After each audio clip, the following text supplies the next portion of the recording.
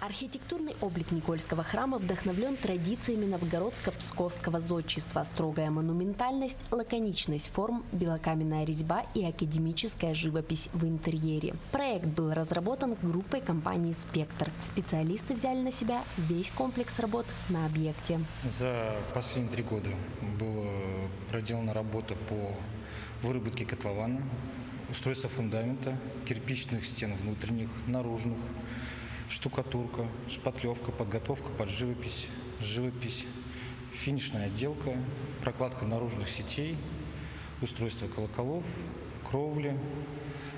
Также сейчас заканчивается первый этап по благоустройству наружному. На данный момент мы заканчиваем наладку по всем инженерным сетям, которые присутствуют в храме. Заканчиваем на данный момент также работы по финишной отделке церковно-причетного дома. Это покраска и плитка. Внутреннее убранство храма – богатые фрески, покрывающие стены, арки, потолок, расписан каждый уголок. Образы выполнены в традиции русской храмовой живописи конца XIX – начала XX века в стилистике позднего реализма и раннего модерна.